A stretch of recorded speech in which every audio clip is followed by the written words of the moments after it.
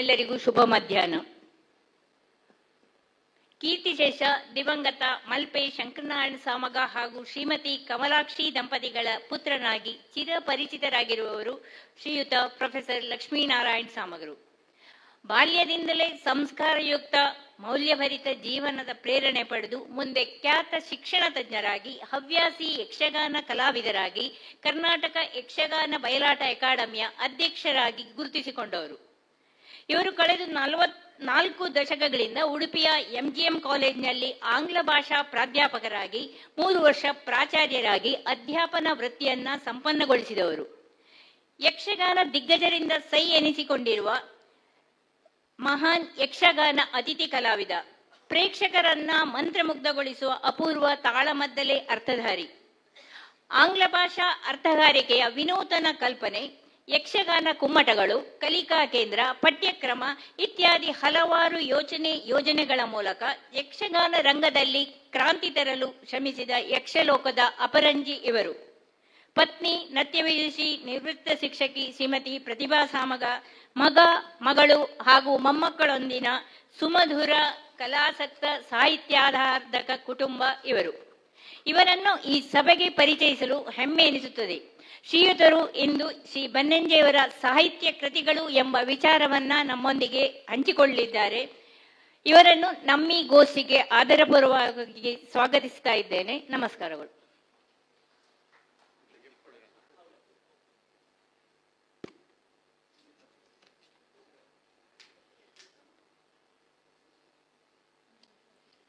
ಎಲ್ಲರಿಗೂ ನಮಸ್ಕಾರ.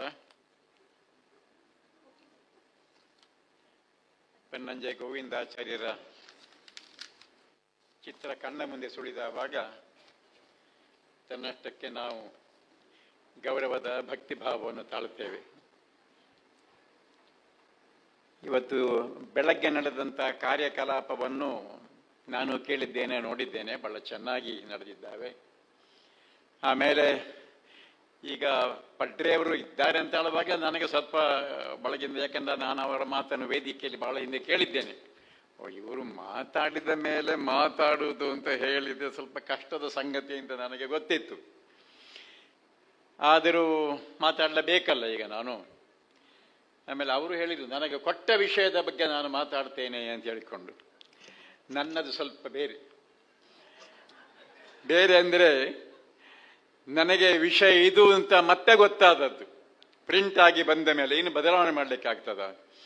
ನಾನು ಹೇಳಿದ್ದೆ, ಬನ್ನಂಜೆಯವರ ಸಾಹಿತ್ಯ ಕೃತಿಗಳು, ಸಾಹಿತ್ಯ ಕ್ಷೇತ್ರ ಅಂದರೆ ಬಹಳ ವಿಸ್ತಾರವಾದದ್ದು, ಆಳವಾದದ್ದು. ಆ ವಿಷಯದಲ್ಲಿ ನಾನು ಅಲ್ಪಜ್ಞ ಏನೂ ಅಲ್ಲ. ಮತ್ತೆ ಆ ವಿಷಯದಲ್ಲಿ ಮಾತಾಡುವುದಕ್ಕೆ ನಾನು ಅಧಿಕಾರಿಯಲ್ಲ. ಅಧಿಕಾರಿ, ಸಂಬಂಧ, ವಿಷಯ, ಪ್ರಯೋಜನ ಅಂತ ಅನುಬಂಧ ಚತುಷ್ಟಯದ ಹಿನ್ನೆಲೆಯಲ್ಲಿ ಯೋಚನೆ ಮಾಡಿದರೆ ನಿನಗೆ ಏನು ಅಧಿಕಾರ ಉಂಟು ಮಾತಾಡಲಿಕ್ಕೆ? ನನಗೆ ಇಲ್ಲ. ಯಾಕೆಂದರೆ ಅವರ ಸಾಹಿತ್ಯ ಕೃತಿ ಆಗಲಿ, ಇತರ ಯಾವ ಕೃತಿ ಆಗಲಿ, ಅದನ್ನು ಅಧ್ಯಯನ ಮಾಡಬೇಕೆ, ಅದರ ಬಗ್ಗೆ ಮಾತಾಡಬೇಕಿದ್ರೆ ಅವನಿಗೆ ವೇದ ಗೊತ್ತಿರಬೇಕು, ಉಪನಿಷತ್ತು ಗೊತ್ತಿರಬೇಕು, ಕವಿ ಕಲ್ಪನೆ ಇರಬೇಕು, ಆಮೇಲೆ ಪುರಾಣ ಜ್ಞಾನ ಇರಬೇಕು, ಬೇರೆ ಬೇರೆ ಭಾಷೆಯ ಪರಿವೆಯೂ ಇರಬೇಕಾಗ್ತದೆ. ಇಷ್ಟೆಲ್ಲ ವಿಷಯ ಇರುವವರು ಮಾತ್ರ ಸ್ವಲ್ಪ ಧೈರ್ಯ ಮಾಡಿಯಾರು ಬನ್ನಂಜೆಯವರ ಬಗ್ಗೆ, ಬನ್ನಂಜೆ ಅಂದರೆ ನಿಮ್ಮ ಹಾಗಿದ್ದಲ್ಲ, ಅವರ ಕೃತಿಗಳ ಬಗ್ಗೆ ಮಾತಾಡುವುದಕ್ಕೆ. ಮತ್ತೆ ವಿಶಾಲವಾದಂಥ ಅರ್ಥದಲ್ಲಿ ಕೃತಿಗಳು ಅಂತ ಹೇಳಿದರೆ ಅವರು ಬರೆದದ್ದೆಲ್ಲ ಕೃತಿಗಳೇ.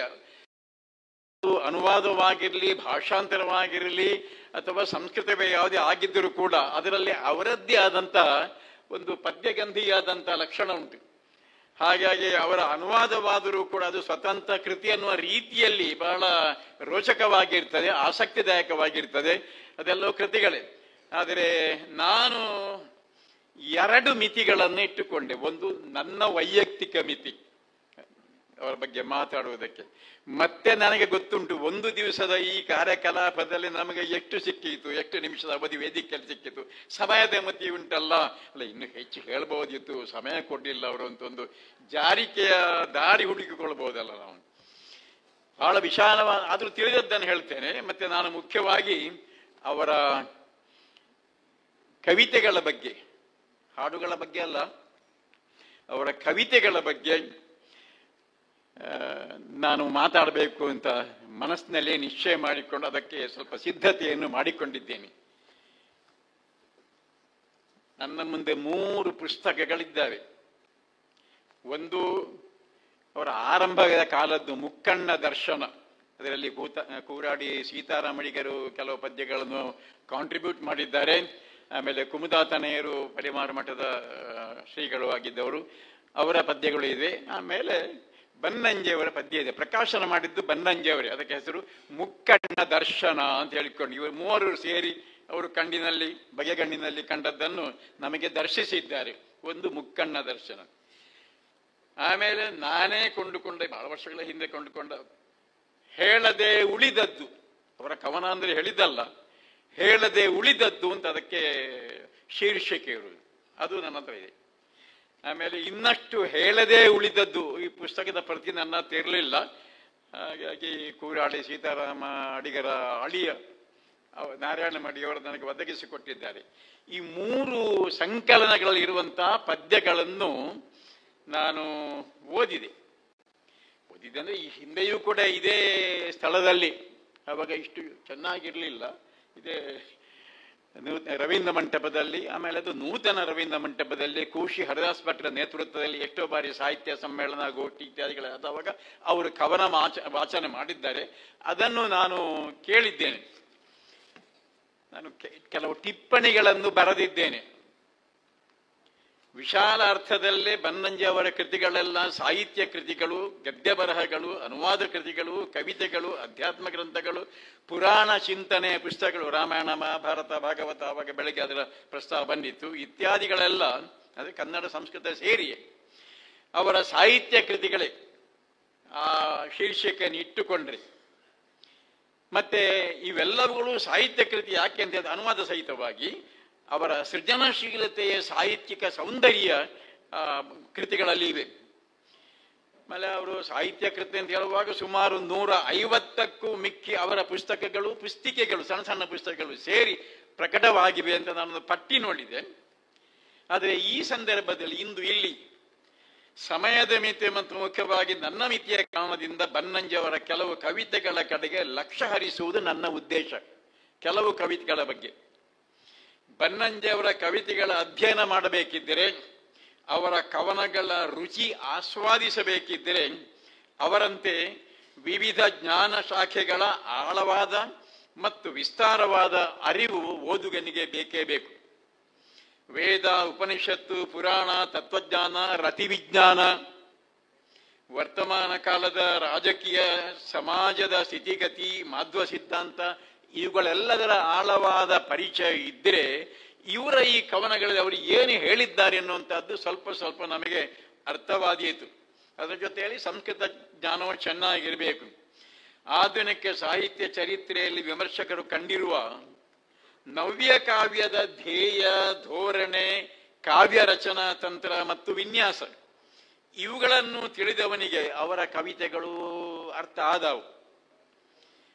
ಬನ್ನಂಜೆಯವರು ಏಕೆ ಪ್ರಸಿದ್ಧರು ನಮ್ಗೆ ಈಗಾಗಲೇ ಗೊತ್ತಿದೆ. ಅದು ಪ್ರವಚನಕಾರರಾಗಿ, ಉಪನ್ಯಾಸಕಾರರಾಗಿ, ಭಾರತೀಯ ತತ್ವಜ್ಞಾನ ಮುಖ್ಯವಾಗಿ ಮಾಧ್ವ ಫಿಲಾಸಫಿಯ ವಿಶ್ಲೇಷಕರಾಗಿ, ಅದ್ಭುತ ಸ್ಮರಣ ಶಕ್ತಿಯ ವಾಗ್ಮಿಯಾಗಿ, ಲೇಖಕರಾಗಿ ಲೋಕವೇ ಬೆರಗಾಗುವಂತೆ ಸಾಧನೆ ಮಾಡಿದವರು ಬನ್ನಂಜೆಯವರು. ಸರಿ, ಹಾಗಾಗಿ ಅವರು ಗೌರವ ಡಾಕ್ಟರೇಟ್ನಿಂದ ಪದ್ಮಶ್ರೀ ಪುರಸ್ಕಾರದಿಂದ ಲೋಕಮಾನ್ಯರಾದರು. ಆದರೆ ಅವರ ಇನ್ನೊಂದು ಮುಖ ಉಂಟು.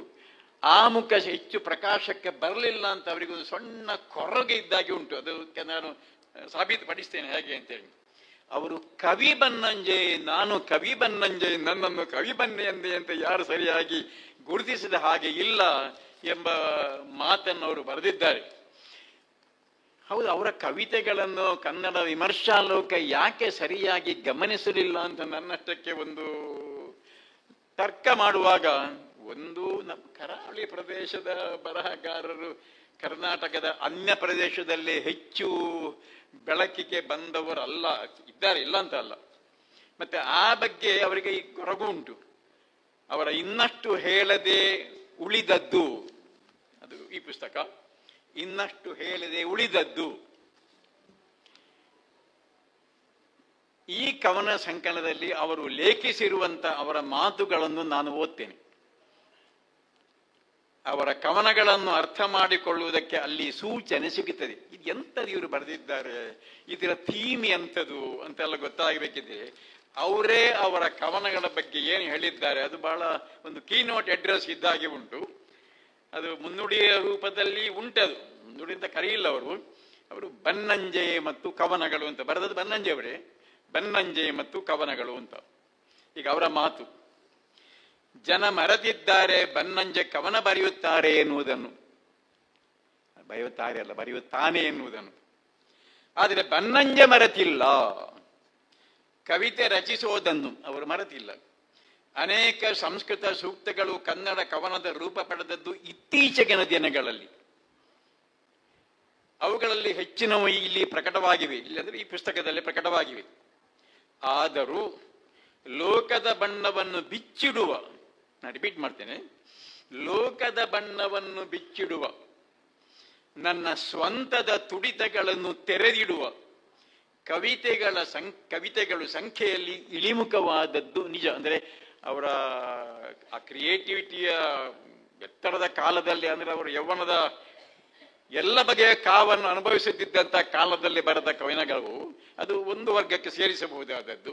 ಆಮೇಲೆ ಆ ರೀತಿಯ ಕವನಗಳು ಕಡಿಮೆ ಆಯ್ತು, ಯಾಕಂದ್ರೆ ಅವರಿಗೆ ಇತರ ಕೆಲಸಗಳು ಹೆಚ್ಚಾದವು, ಉಪನ್ಯಾಸ, ಆಮೇಲೆ ಆಧ್ಯಾತ್ಮ ಗ್ರಂಥಗಳ ಬಗ್ಗೆ ಬರೆಯುವಂಥದ್ದು ಇದೆಲ್ಲ ಹೆಚ್ಚಾದ್ದರಿಂದ ಕವನ ಸ್ವಂತ ತುಡಿತವನ್ನು ಅಭಿವ್ಯಕ್ತಿಸುವುದಕ್ಕೆ ಅವರಿಗೆ ಅವಕಾಶ ಆಗಲಿಲ್ಲ ಅಂತ ತೋರ್ತದೆ.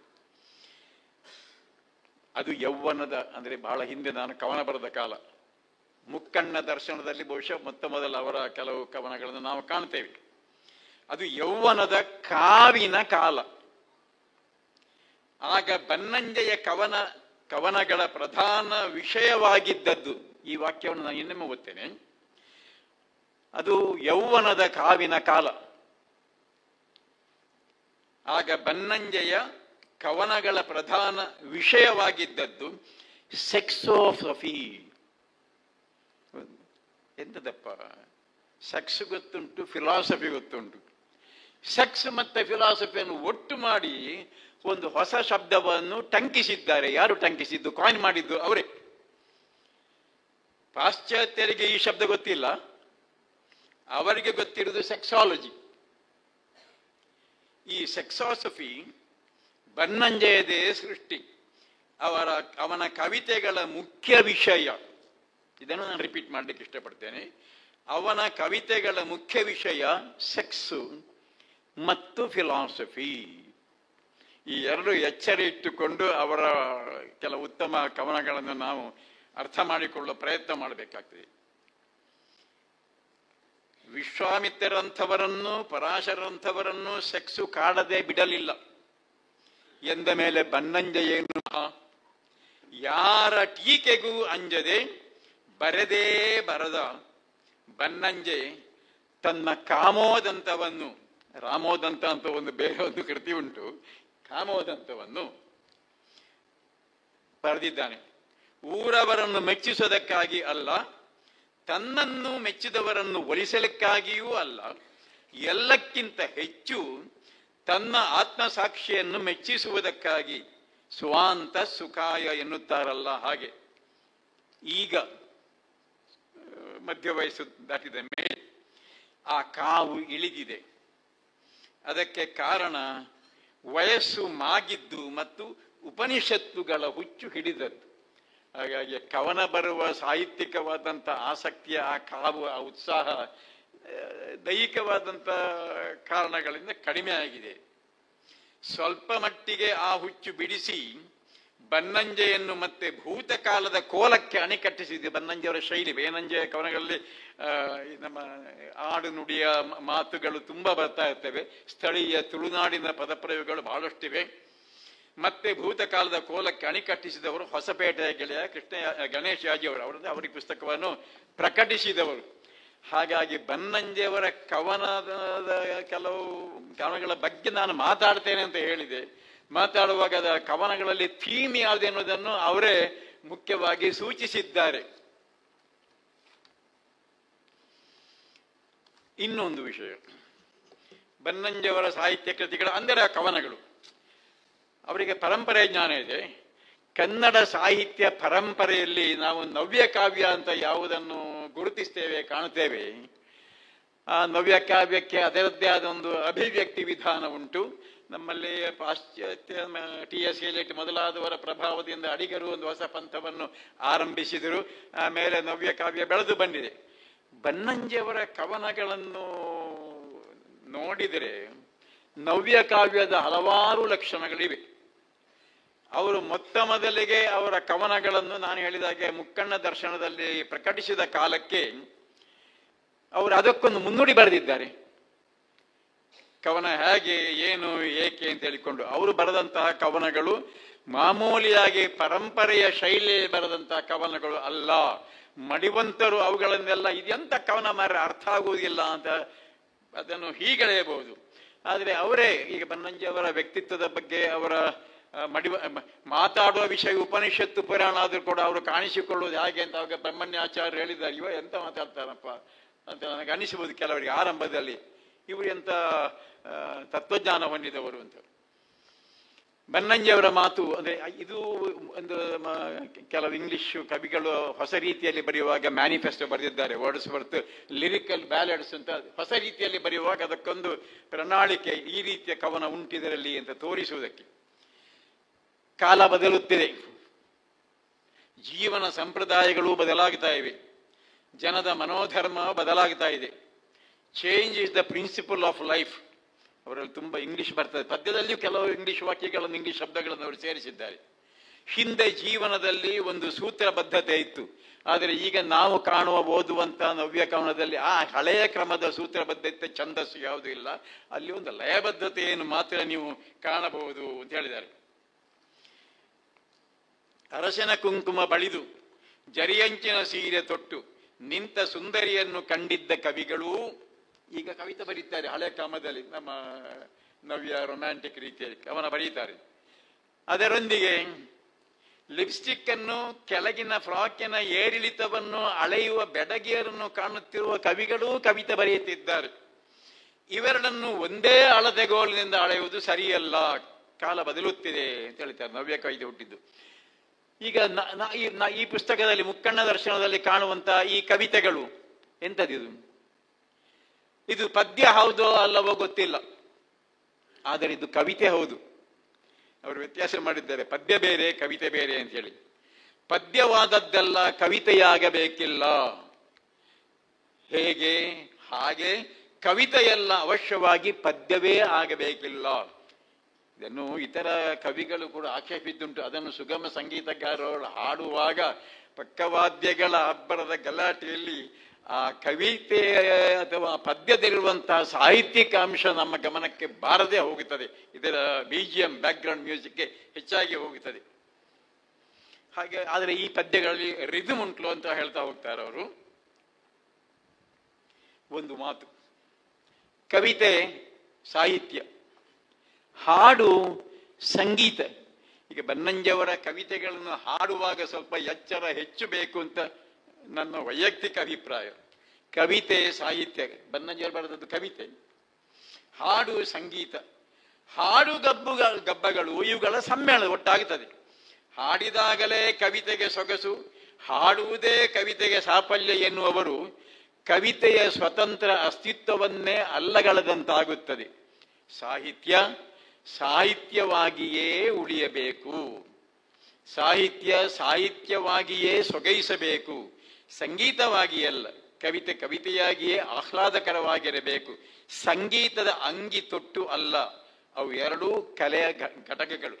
ಆಮೇಲೆ ನವ್ಯ ಪರಂಪರೆ, ಈ ನವ್ಯ ತಂತ್ರ ಅಂತ ಏನು ಹೇಳ್ತೇವೆ, ಬನ್ನಂಜಿಯವರು ಹೇಳ್ತಾರೆ, ಇದು ವೇದ ಉಪನಿಷತ್ತುಗಳ ಕಾಲಗಳಿಂದ ಇಂತಹ ಉಪಮೆಗಳು, ಅವ್ರು ಹೇಳಿದ ಸೆಕ್ಸಾಸಫಿ ಅಂತ ಉಂಟಲ್ಲ, ಫಿಲಾಸಫಿಯನ್ನು ಹೇಳುವುದಕ್ಕೆ ಲೈಂಗಿಕವಾದಂಥ ಪ್ರತಿಮೆ, ಉಪಮೆ ಇತ್ಯಾದಿಗಳನ್ನು ಬಳಸುವಂತಹದ್ದು. ಅದು ಬಹಳ ಪುರಾತನವಾದಂಥ ಪದ್ಧತಿ.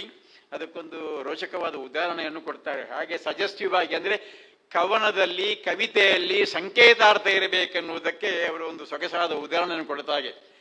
ಹೊಸತಾಗಿ ಕೈ ಹಿಡಿದ ಗಂಡು ಮತ್ತು ಹೆಣ್ಣು ಕಲೆತಾಗ ಮಾತಿಗೇನು ದಾರಿದ್ರ್ಯ? ಹೆಣ್ಣು ಕೇಳುತ್ತಾಳೆ, ಇವತ್ತು ಸಿನಿಮಾಕ್ಕೆ ಹೋಗೋಣವೇ? ಹೊಸತಾಗಿ ಮದುವೆ ಆದವರು ಕಲ್ಪಿಸಿಕೊಳ್ಳಿ, ಮನೆಯಲ್ಲಿ ಅತ್ತೆ ಸಹ ಇದ್ದಾಳೆ, ಇವತ್ತು ಸಿನಿಮಾಕ್ಕೆ ಹೋಗೋಣವೇ? ಸೊಸೆ ಕೇಳ್ತಾಳೆ. ಗಂಡು ಬೇಕು ಬೇಡ, ಅವನಿಗೆ ಅಮ್ಮನು ಬೇಕು ಹೆಂಡತಿಯು ಬೇಕಲ್ಲ ಗಂಡನಿಗೆ, ಎಂತ ಮಾಡುದು, ಅಮ್ಮನ ಹತ್ರ ಹೇಳದೆ ಹೇಗೆ ಹೋಗುವುದು ಅಂತ. ಹಿಂಗೆ ಮಧ್ಯತ್ತ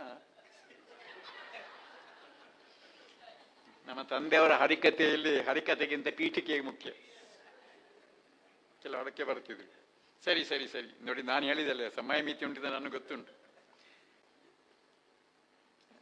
ಆಗ್ಲೇ ಅವರ ಒಂದೆರಡು ಕವಿತೆಗಳನ್ನು ನಾನು ಓದಿ ಹೇಳಬೇಕು. ಆವಾಗ ಇವರು ನಮ್ಮ ಶಣಯ್ಯ ಅವರು ಹೇಳಿದರು, ನಿದ್ದೆ ಮಾಡದ ಹಾಗೆ ಈ ಮಾತುಗಾರರು ಜನರನ್ನು ಹೇಗೆ ಇಟ್ಟುಕೊಳ್ತಾರೆ ನೋಡೋಣ, ಅವರಿಗೊಂದು ಸವಾಲು ಅಂತ ಹೇಳಿದರು. ನಾನೊಂದು ಪದ್ಯ ಓದ್ತೇನೆ, ಬನ್ನಂಜಿಯವರು ಬರೆದು. ಅಲ್ಲಿ ನೀವು ಸೆಕ್ಸನ್ನು ಕಾಣಬಹುದು, ಮತ್ತೆ ಇದು ಹೊಸ ಪರಂಪರೆಯನ್ನಲ್ಲ, ಇಂಗ್ಲಿಷ್ ಸಾಹಿತ್ಯ ಸಹಿತವಾಗಿ ಸೆಕ್ಷುವಲ್ ಇಮೇಜರಿ ಅಡಿಗರು ಬಳಸಿದ್ದಾರೆ. ಅವರು ಪ್ರಾರ್ಥನಾ ಪದ್ಯ ಪಬ್ಲಿಷ್ ಆದವಾಗ ಕೇಸಾಗಿತ್ತು ಕಾಣ್ತದೆ. ಆಮೇಲೆ ಚಿತ್ತಾಲರ ಕವನ ಉಂಟು, ಮತ್ತೆ ಇತ್ತೀಚೆಗೆ ಮೊನ್ನೆ ಬಂದಿದೆ. ಆದ್ರಿಂದ ಕಾವ್ಯದಲ್ಲಿ ನಾವು ಹೇಳುವಂತ ಲೈಂಗಿಕ ಪ್ರತಿಮೆ ಕ್ರಿಯೆಯನ್ನು ನೆನಪಿಸುವುದರ ಛಾಯೆ ಬರುವುದು ಹೊಸ ವಿಷಯವೇನೂ ಅಲ್ಲ. ವಯಸ್ಕರಿಗೆ ಮಾತ್ರ. ಬೆಳಿಗ್ಗೆ ಮಧ್ಯಾಹ್ನ ಊಟ ಮಾಡುವಾಗ ಹೇಳಿದ್ರು, ನಾನು ಸೀನಿಯರ್ ಸಿಟಿಸನ್ ಮಾರ್ಯಾರಿ ಅಂತೆ. ಬಂದವರೆಲ್ಲ ಸೀನಿಯರ್ ಸಿಟಿಸನ್ ಅಲ್ವೋ, ಆದ್ರಿಂದ ನಾವೆಲ್ಲರೂ ವಯಸ್ಕರೇ ಆದದ್ದರಿಂದ ಈ ಪದ್ಯ ಓದುವುದು ಅಲ್ಲಿ ಏನು ಅಪಾರ್ಥ ಬರಲಿಕ್ಕಿಲ್ಲ.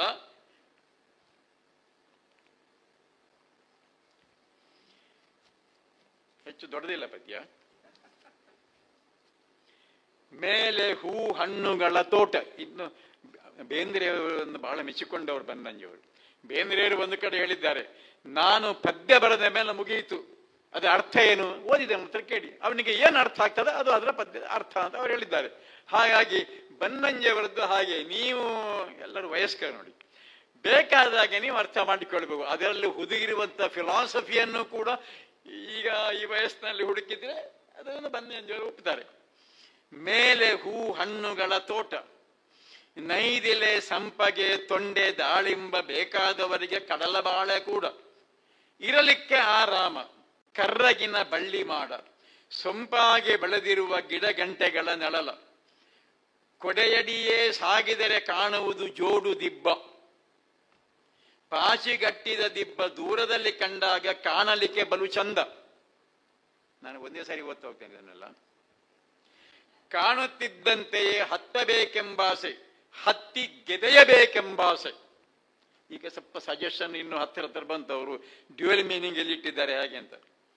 ಆಸೆ ಗೋಪುರ ಕಟ್ಟಿ ಹತ್ತಿ ಇಳಿದವ ಬಲ್ಲ, ಜಾರು ಬಂಡೆ ಇದರ ಪಟ್ಟಿ ವರಸೆ, ಈ ಹಾಳು ಹಾವಸೆಯ ಜಾರು ಬಂಡೆಯ ಮೇಲೆ ದಿನಕ್ಕೊಂದು ಪರಿಷೆ, ಕಾಲೂರಿ ನಿಂತವನು ಒಬ್ಬನೂ ಇಲ್ಲ,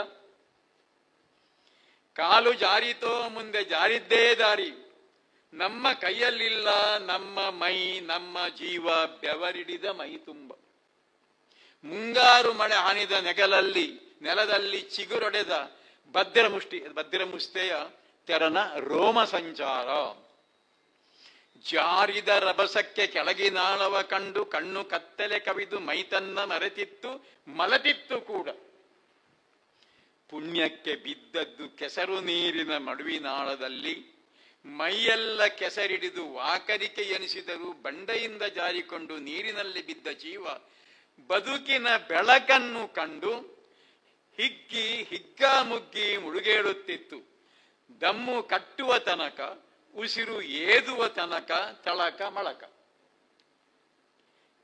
ಇದು ರಕ್ತ ಬೀಜರು. ಅವರ ಕವನಗಳಲ್ಲಿ ಅಲ್ಯೂಷನ್ಸ್, ರೆಫರೆನ್ಸಸ್, ಉದ್ಧರಣೆಗಳು ತುಂಬ ಇರ್ತವೆ. ಪುರಾಣದಲ್ಲಿ ಬರುವಂತಹ ಸಂಗತಿಗಳು, ಉಪನಿಷತ್ತಿನ ವಾಕ್ಯಗಳು, ರಾಮಾಯಣ ಮಹಾಭಾರತದ ಎಷ್ಟೋ ಪ್ರತಿಮೆಗಳು ಎಲ್ಲ ಬರುವುದರಿಂದ ಅದೆಲ್ಲ ತಿಳಿದರೆ ಮಾತ್ರ ಅವರ ಪದ್ಯದ ಒಳಗೆ ಹುದುಗಿರುವ ಅರ್ಥವನ್ನು ಗ್ರಹಿಸುವುದಕ್ಕೆ ಸಾಧ್ಯ. ಇದು ರಕ್ತ ಬೀಜರು ಬೆಳೆದ ಕೆನ್ನೀರ ಮಡುಕಣ, ಒಬ್ಬ ಮುಳುಗಿದರೆ ಸಾಕು 10 ಜನ ಏಳುವರು, ಬದುಕಿದ್ದವರು ಇದಕ್ಕಾಗಿ ಸಾಯುತ್ತಾರೆ, ಸತ್ತವರು ಇದರಲ್ಲಿ ಬದುಕಿ ಬರುತ್ತಾರೆ. ಬದುಕಿದ್ದವರು ಇದಕ್ಕಾಗಿ ಸಾಯುತ್ತಾರೆ, ಸತ್ತವರು ಇದರಲ್ಲಿ ಬದುಕಿ ಬರುತ್ತಾರೆ. ಅವರವರಿಗೆ ಒಳದ ಅರ್ಥ ಅವರವರು ಮಾಡಿಕೊಳ್ಳಬಹುದು. ಮತ್ತೆ ನಿಜವಾದ ಅರ್ಥ ಅಂತ ಹೇಳಿದ್ರೆ ಈ ಪುಸ್ತಕ ಸಿಗ್ತದೆ ಎಲ್ಲ ಗೊತ್ತಿಲ್ಲ, ಇದು ಹೇಳದೆ ಉಳಿದದ್ದು ಅಂತ ಹೇಳಿಕೊಂಡು, ಅಥವಾ ಕುತೂಹಲ ಕೆರಳಿ ಪದ್ಯ ಓದುವಂತ ನಾನು ಕೊಟ್ಟೇನೆ, ಬೇಕಿದ್ರೆ ಓದಿ ಮತ್ತೆ ನಿಮ್ಮಷ್ಟಕ್ಕೆ ಏಕಾಂತದಲ್ಲಿ ಓದಿ ಎಲ್ಲ ಸ್ಮರಣೆಯ ಅನುಭವ ಮಾಡಿಕೊಂಡು ಕವಿತೆಯಲ್ಲಿ ಧ್ವನಿ ಶಕ್ತಿ ಹೇಗಿತ್ತು ಅಂತ ಅರ್ಥ ಮಾಡಿಕೊಳ್ಳಬಹುದು. ಓದಿರಲ್ಲ. ಇನ್ನು ಒಂದು ಪದ್ಯಕ್ಕೆ ಅವಕಾಶ ಕೇಳಬಹುದಾ? ಒಂದು ಪದ್ಯ ಕೇಳಿ. ಒಂದೇ ಒಂದೇ ಒಂದೇ. ಯಾಕೆಂದ್ರೆ ನಾನು ಇಷ್ಟೇ ಹೇಳಿದ್ರೆ ಇವರು ಇಷ್ಟೇ ಅಡಲ್ಟ್ಸ್ ಓನ್ಲೇ ಮಾತ್ರ ಮಾಡಿದ್ದಂತ ಆಗಬಾರದಲ್ಲ. ಮುಕ್ಕಣ್ಣ ದರ್ಶನದಲ್ಲಿ ಅಂದ್ರೆ ಅವರು ಎಷ್ಟು ಅಂದ್ರೆ ಕವಿತೆಯಲ್ಲಿ ಫಿಲಾಸಫಿ ಉಂಟು ಅವರು. ಪ್ರಕೃತಿ ಪುರುಷ ಇದರಲ್ಲೂ ಸಹ ಅದೊಂದು ಸ್ವಲ್ಪ ವಿಷಯಗಳೆಲ್ಲ. ಪ್ರಕೃತಿ ಪುರುಷ ಅಂತ ಹೇಳಿದ ಕೂಡಲೇ ನಮ್ಮ ಅರ್ಥದ ಪದರು ಬೇರೆ ಬೇರೆ ಆಗ್ತಾ ಹೋಗ್ತದೆ ನೋಡಿ. ಫಿಲಾಸಫಿಯಲ್ಲಿ ಬರ್ತದೆ ಪ್ರಕೃತಿ ಪುರುಷ. ಹೆಳವಿ ಹೆಂಡತಿಗೆ ಕುರುಡ ಗಂಡ, ಮೊದಲ ಸಾಲೆ ಹಾಗೆ. ಹೆಳವಿ ಮತ್ತೆ ಕುರುಡ ಅಂತ ಹೇಳಿದ್ರೆ, ಹೆಳವನ ಹಗಲ ಮೇಲೆ ಕುರುಡ ಕೂತಿದ್ದಾನೆ, ದಾರಿ ಸಾಗುವುದೆಂತ ನೋಡಬೇಕು ಅಂತ ಅಡಿಗರು ಹೇಳಿದಾಗ ಅದು ಉಲ್ಟಾಗಿದೆ ಅಲ್ಲಿ. ಅದು ಹಾಗಾಗಬಾರ್ದು. ಅದು ಇಲ್ಲಿ ಹೆಂಡತಿಗೆ ನಡೆಯಲಿಕ್ಕೆ ಆಗುವುದಿಲ್ಲ. ಹೆಳವಿ ಕುರುಡ ಗಂಡ, ಬಾಳು ಬೇಸತ್ತಾಗ ಒಂದಿನಿತು ಕುಡಿಯಲಿಕ್ಕೆ ಹಂಡೆಯಲ್ಲಿ ತುಂಬಿಸಿದೆ ಹೆಂಡ. ನೋಡುವವರೇ ಇರದ ನಾಟಕದ ರಂಗದಲ್ಲಿ ಕಣ್ಣು ಹರಿದಲ್ಲೆಲ್ಲ ನಟರದೇ ತಂಡ. ಇಡೀ ವಿಶ್ವ ನಾಂದಿಯೂ ಮುಗಿದಿತ್ತು, ಪರದ ಮೇಲೆತ್ತಿದರು ಮೊದಲಂಕದಲ್ಲೆಲ್ಲ ಚಂಡಮುಂಡ. ಹೋರಾಟ, ಯುದ್ಧ, ಗಲಾಟೆ ವಿಶ್ವದಲ್ಲಿ ಓಗಾಟು ಗಂಗಾ ಓದಿದ್ರೆ ಗೊತ್ತಾಗ್ತದೆ. ಮೊದಲೆಲ್ಲ ಬೇಟೆ ಬದುಕಿ ಇರ್ಬೋದು. ಅಲ್ಲಿ ನಾವು ಮಾಡಿಕೊಂಡು ಅರ್ಥ ಆಗ್ತೇವೆ. ಮೂಜಗದ ತಂದೆಯು ಕಾಮದೇವನ ಕಂದ. ಎರಡನೇ ಅಂಕದಲ್ಲಿ ಸುಂದೋಪಸುಂದ, ಹೆಣ್ಣಿಗಾಗಿ ಜಗಳ. ಯಾರೂ ನೋಡದ ನಾಟಕದಲ್ಲಿ ನಟರದೇ ತಂಡ. ಈ ನೋಡಿ, ಅಂದ್ರೆ ಅವರ ಹೆಚ್ಚಿನ ಕವನದಲ್ಲಿ ಒಂದು ನಾವು ಗುರುತಿಸುವ ಅಬ್ಸರ್ಡಿಟಿ ಅಂತ ಹೇಳ್ತೇವೆ, ಅಸಂಗತ ಅಂತ ಹೇಳ್ತೇವಲ್ಲ, ಅದರಲ್ಲಿ ಮತ್ತೆ ಸಂಗತವಾದ ಅರ್ಥ ಉಂಟು. ಮೇಲ್ನೋಟಕ್ಕೆ ಒಂದು ಅಸಂಗತ ಗುಣ ಕಾಣ್ತದೆ. ಈ ನಪುಂಸಕರು, ಈ ನಟರಲ್ಲ, ಈ ನಪುಂಸಕರು ಕೂಡಿ ಮಾಡಿದರು ಬಂಜೆಯರ ಶೀಲಭಂಗ. ನಡೆಯುತ್ತಿದೆ ನಾಟ್ಯರಂಗ. ಕಾಲಿರದ ಹೆಂಡತಿಯು ಕುಣಿದಳು ತಕತೈ. ಇದು ಮುಗಿಸಿದಲ್ಲಿಗೆ ಕಣ್ಣಿರದ ಗಂಡು ಈ ಸೊಬಗ ಕಂಡು ಮತ್ತೇರಿ ತಾಗಿಸಿತು ಮೈಗೆ ಮೈ. ಪ್ರಕೃತಿ ಪುರುಷರ ಓಡಾಟದಲ್ಲಿ ಸೃಷ್ಟಿಯಾಗುವುದು. ಸರಸದಲ್ಲಿ ಸಾಗುತ್ತಿದೆ ಸಂಸಾರ, ಸಾಗಲಿಕ್ಕೆ ದಾರಿಯೇ ಉಂಟು ಬಹುದೂರ. ಅವರು ಶತಮಾನದಿಂದೀ ಮನೆಯ ಒಕ್ಕಲು, ಬಹಳದಿಂದ ಇಲ್ಲೇ ಇರುವವರು ಪ್ರಕೃತಿ ಪುರುಷರೇ ಇರುವುದಿಲ್ಲ. ಒಂದು ಗಂಡು ಒಂದು ಹೆಣ್ಣು, ಇಬ್ಬರೇ ಮಕ್ಕಳು ಅವರಿಬ್ಬರು. ಸೇರಬೇಕಾದ ಗುರಿ ದೂರ ಉಂಟು, ತಲೆಯಲ್ಲಿ ಹೊತ್ತಿಗರು ಹಳೆಯ ಹರಕು ಗಂಟು. 36,000 ಮೈಲು ಸಾಗಿದ ಮೇಲೆ. ಆವಾಗ ನ್ಯೂಮರಾಲಜಿ ಬಗ್ಗೆ ಪ್ರಸ್ತಾವ ಮಾಡಿದ್ರು ಬೆಳಿಗ್ಗೆ ಅವರು. ಬನ್ನಂಜಾರ ಹಲವು ಕವಿತೆಗಳಲ್ಲಿ, ಅವರ ಉಪನ್ಯಾಸಗಳಲ್ಲಿ ಇಂಡಿಯನ್ ನ್ಯೂಮರಾಲಜಿ, ಅದರ ಅರ್ಥ ಏನು ಅನ್ನೋದನ್ನೆಲ್ಲ ಅವರು ಆಧ್ಯಾತ್ಮಿಕ ಅರ್ಥವನ್ನು ಅವರು ವಿಶ್ಲೇಷಣೆ ಮಾಡಿದ್ದಾರೆ. ಹಾಗೆ 36ಕ್ಕೂ ಅರ್ಥ ಉಂಟು. 1000 ಮೈಲು ಸಾಗಿದ ಮೇಲೆ ದಾರಿಗಡ್ಡಾಗಿತ್ತು ದೊಡ್ಡ ಹೊಂಡ. ಕಾಲಿರದ ಹೆಂಡತಿಯ ಬತ್ತಲೆಯ ತೊಡೆಯಲ್ಲಿ ರಸವನರಸುತ್ತಿದ್ದ ಕಣ್ಣಿರದ ಷಂಡ. ಹೆಳವಿ ಹೆಂಡತಿಗೆ ಕುರುಡ ಗಂಡ. ಹೆಳವನಾದರೇನಂತೆ ಭರತನಾಟ್ಯದಲ್ಲಿ ಅವಳ ಮೀರಿದವರಿಲ್ಲ. ಕಾಲಿದ್ದ ಹೆಳವಿಗಿಂತವಳು ಮೇಲಲ್ಲವೇ. ಕುರುಡನಾದರೇನಂತೆ ನಾಟ್ಯವನ್ನು ಕಂಡವನು ಮೈಮರೆಯಬಲ್ಲ. ಕಣ್ಣಿದ್ದ ಕುರುಡರಿಂದವನು ಮೇಲಲ್ಲವೇ. ಇದು ಸ್ವಲ್ಪ ಗಂಭೀರತೆ ಆಗ್ತದೆ. ಇಂಥ ದಂಪತಿಗಳಿನ್ನು ಬೇರೆ ಇಲ್ಲ. ಕ್ಯಾರ್ ಆಫ್ ಜಗತ್ತು ಅವರೇ ಅಡ್ರೆಸ್. ಬೇರೆ ಬೇರೆ ಕಾರಣಗಳಲ್ಲಿ ತುಂಬಾ ಇಂಗ್ಲಿಷ್ ಶಬ್ದಗಳು ಹೀಗೆಲ್ಲ ಬರ್ತವೆ. ಕ್ಯಾರ್ ಆಫ್ ಜಗತ್ತು ಅವರ ಅಡ್ರೆಸ್. ಬಂದದ್ದು ಎಲ್ಲವೂ ಅವರೂರ ಬಸ್ಸು. ಪ್ರೊಕ್ರಿಯೇಷನ್ ಒಂದೇ ಅವರ ಬಿಸಿನೆಸ್. ಹೆಳವಿ ಹೆಂಡತಿಗೆ ಕುರುಡ ಗಂಡ. ಬಾಳು ಬೇಸತ್ತಾಗ ಒಂದಿನಿತು ಕುಡಿಯಲಿಕ್ಕೆ ಹಂಡೆಯಲ್ಲಿ ತುಂಬಿಸಿದ ಹುಳಿತ ಹೆಂಡ. ಅವರಿಗೆ ಹಿಂದೆ ಇದ್ದಾರೆ, ನನ್ನ ಕಟ್ಟಿ ಹಾಕ್ತಾರೆ. ನಾನು ಹೆಚ್ಚು ಹೇಳಲಿಲ್ಲ ಅಂತ ನನಗೆ ಗೊತ್ತಿದೆ. ನಾನು ಆಮೇಲೆ ಅವರ ಕವನಗಳಲ್ಲಿ ರಾಜಕೀಯ ವಿಡಂಬನೆ ಬರ್ತದೆ. ಅವಾಗ ಬೆಳಿಗ್ಗೆ ಹೇಳಿದಾಗೆ ಕಪಟ ಸನ್ಯಾಸಿಗಳು ಯತಿಗಳನ್ನೆಲ್ಲ ಗೇಲಿ ಮಾಡುವಂಥ ಪದ್ಯಗಳು ತುಂಬಾ ಇದ್ದಾವೆ. ಬಗೆ ಬಗೆಯ ಪ್ರಯೋಗ ಮಾಡಿದ್ದಾರೆ. ಸಾನೆಟ್ಗಳನ್ನು ಬರೆದಿದ್ದಾರೆ, ಸಣ್ಣ ಸಣ್ಣ ಕವನಗಳನ್ನು ಬರೆದಿದ್ದಾರೆ. ಚುಟುಕು ಇದೆ, ಶ್ಲೇಷ ಇದೆ. ಅವರು ಪದ್ಯದಲ್ಲಿ ಸರ್ಕಸ್ ಮಾಡುವುದು, ಪದ್ಯವನ್ನು ಒಡೆದು ಬೇರೆ ಬೇರೆ ಅರ್ಥವನ್ನು ಮೂಡಿಸುವುದು, ಇಂಥದ್ದೆಲ್ಲ ಮಾಡಿ ಅವರೊಬ್ಬ ಕವಿ ಎನ್ನುವುದು 100ಕ್ಕೆ 100 ಸತ್ಯ. ಬಹುಶಃ ಅವರ ಕವಿತ್ವ ಶಕ್ತಿ ಏನಿದೆ ಅದನ್ನು ನಾವು ಹೆಚ್ಚು ಅರ್ಥ ಮಾಡಿಕೊಳ್ಳಿ. ಯಾಕಂದ್ರೆ ಅವರು ಪ್ರಸಿದ್ಧರಾದದ್ದು ಉಪನ್ಯಾಸಕಾರರಾಗಿ ಆಧ್ಯಾತ್ಮಿಕ ಕ್ಷೇತ್ರದಲ್ಲಿ ಅವರನ್ನು ಮತ್ತೆ ತೊಡಗಿಸಿಕೊಂಡದ್ದರಿಂದ ಬನ್ನಂಜೆ ಅಥವಾ ಕವಿ ಬನ್ನಂಜೆ ನಮಗೆ ಗಮನಕ್ಕೆ ಬಾರದೆ ಹೋಗಿದೆ. ನಾನಿದು ಓದುವಾಗ ನನಗೊಂದು ವಿಷಾದ ಅನ್ನಿಸಿತು. ನಾನು ಪಾಠ ಮಾಡಿದ್ದೇನೆ, ಇಲ್ಲೇ ಬನ್ನಂಜನ ಕಂಡಿದ್ದೇನೆ, ಆದರೆ ಈ ಕವನಗಳನ್ನು ಆ ಸಮಯದಲ್ಲಿ ಹೆಚ್ಚು ಓದಿಲ್ಲ ನಾನು. ಬಹುಶಃ ಇನ್ನು ಒಂದು ಸೂಚನೆ ಹೆಚ್ಚು ಸುದ್ದಿ ಅಲ್ಲ, ಇನ್ನು ವರ್ಷ ಇಡೀ ನಡೆಯುವ ಕಾರ್ಯಕ್ರಮ ಅಲ್ಲ. ಈ ಕವನ ಸಂಕಲನಗಳಲ್ಲಿ ಕೆಲವು ಅತ್ಯುತ್ತಮವಾದಂತಹ ಸಂಕಲನಗಳು, ಮತ್ತೆ ವಿದ್ಯಾಭೂಷಣ್ ಕೆಲವು ಪದ್ಯಗಳನ್ನು ಪ್ರಚಾರಕ್ಕೆ ತಂದಿದ್ದಾರೆ ಅವರು, ಪಾಜಕದ ಗಿಣಿಯ ಇತ್ಯಾದಿ ಎಲ್ಲ. ಹಾಗೆ ಕೆಲವು ಆಯ್ದ ಕವನಗಳನ್ನಾದರೂ ಒಳ್ಳೆಯ ವಿಮರ್ಶಕರಿಗೆ ಕೊಟ್ಟು, ವಿಮರ್ಶಕರಂತ ಹೇಳಿದ್ರೆ ಅವರಿಗೆ ಆಧುನಿಕ ವಿಮರ್ಶಾ ಶಿಸ್ತು ಗೊತ್ತಿರಬೇಕು, ಅವರಿಗೆ ಸಾಹಿತ್ಯದ ಲಕ್ಷಣ ಗೊತ್ತಿರಬೇಕು. ಜೊತೆಯಲ್ಲಿಯೇ ಪುರಾಣ, ಭಗವದ್ಗೀತೆ, ವೇದ, ಉಪನಿಷತ್ತು ಇತ್ಯಾದಿಗಳ ಆಳವಾದ ಜ್ಞಾನ ಹೊಂದಿ ಅದನ್ನು ಅರ್ಥ ಮಾಡಲಿಕ್ಕೆ ಪ್ರಯತ್ನ ಮಾಡಬೇಕು. ಅಂಥವರು ಸಿಕ್ಕಿದರೆ ಅವರ ಮೂಲಕವಾಗಿ ಕೆಲವು ಕವನಗಳ ವಿಶ್ಲೇಷಣೆಯನ್ನು ಪ್ರತ್ಯೇಕವಾಗಿಟ್ಟರೆ ಬನ್ನಂಜವರಿಗೆ ನಾವು ಸಲ್ಲಿಸುವ ದೊಡ್ಡ ನಮನ ಆಗ್ತಾ ಅಂತ ನಾನು ಭಾವಿಸಿಕೊಂಡು ನನ್ನ ಮಾತನ್ನು ಮುಗಿಸ್ತೇನೆ. ಅತಿ ನಿರೀಕ್ಷೆ ಅಪಾಯಕಾರಿ. Over expectation is disillusionment. ಅವರು ಓವರ್ ಎಕ್ಸ್ಪೆಕ್ಟೇಷನ್ ಮಾಡಿದ್ದಾರೆ ಮೂವರು ಅದ್ಭುತ ಮಾತುಗಾರರು ಅಂತ ಹೇಳಿಕೊಂಡು ನಾನು ಒಂದಷ್ಟು ಮಾತು ಹೇಳಿದ್ದೇನೆ. ಇನ್ನು ಹೇಳಲಿಕ್ಕೆ ತುಂಬ ಉಂಟು, ಇವರು ಬಿಡುವುದಿಲ್ಲ ನನ್ನ ಮಾತಾಡಲಿಕ್ಕೆ, ಕ್ಷಮಿಸಬೇಕು. ಎಲ್ಲರಿಗೂ ನಮಸ್ಕಾರ. ಅವಕಾಶ ಕೊಟ್ಟಂತ ಸಂಬಂಧಪಟ್ಟಂತ ಎಲ್ಲ ಪದಾಧಿಕಾರಿಗಳಿಗೆ ಇನ್ನೊಂದು ದೊಡ್ಡ ನಮಸ್ಕಾರ. ಮಧ್ಯಾಹ್ನದ ಹೊತ್ತಾದರೂ ಇಷ್ಟು ಸಂಖ್ಯೆಯಲ್ಲಿ ಹೆಚ್ಚು ತೂಕಡಿಸದೆ ನೀವು ಕೇಳಿದ್ದೀರಿ ಅಂತ ನನಗೆ ಕಂಡಿದೆ. ಅದರಿಂದ ನಿಮಗೆ ಇನ್ನೊಂದು ನಮಸ್ಕಾರ.